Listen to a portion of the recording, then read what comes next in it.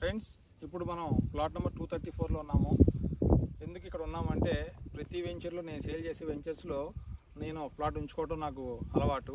అట్లాగే ఈ వెంచర్లో వచ్చేసి ఈ ప్లాట్ ఉంచుకుంటున్నాను. ఇదే ఎందుకు ఉంచుకుంటున్నాను అంటే, నా జాతకం ప్రకారం నాకు సూటబుల్ ఫేసింగ్ వచ్చేసి నార్త్ వెస్ట్, అటువైపు వచ్చేసి వెస్ట్, ఇటువైపు వచ్చి నార్త్. సో దాని ప్రకారం north west corner and numerology ప్రకారం కూడా నాకు సూటబుల్ నెంబరు అంటే నాకు మోస్ట్ లక్కీయెస్ట్ నెంబర్ వచ్చేసి 9 total. And that to be 234 అంటే రైజింగ్ నెంబరు, అంటే జనరల్ సెంటిమెంట్స్ గురించి చెప్తున్నాను అనమాట. సో నా కార్ నెంబర్ కూడా టోటల్ 9 ఉంటుంది. సో దానికోసం అని చెప్పేసి ఈ ప్లాట్ సెలెక్ట్ చేసుకున్నాను. అండ్ ఫ్యూచర్ కమింగ్ డేస్లో అంటే మ్యాక్సిమం 1 మంత్ ఆర్ 2 మంత్స్లో మనకి ఈ ప్లాట్లో ఒక మినీ ఫామ్ హౌస్ వస్తుంది. మొత్తం వెజిటబుల్ ప్లాంటేషన్ ఉంటుంది, మంచి లాన్ ఉంటుంది, చుట్టూతా ఫెన్సింగ్ ఉంటుంది, ఒక బావి ఉంటుంది, ప్లస్ ఒక హ్యాండ్ పంప్ ఉంటుంది అండ్ ఒక సోలార్ ఎక్విప్మెంట్ ఉంటుంది. సో ఏంటంటే ఎప్పుడు ఏ ఉపద్రవం వచ్చినా సరే ఇక్కడ హ్యాపీగా బతికేయచ్చు అనే విధంగా సెటప్ చేస్తున్నాను.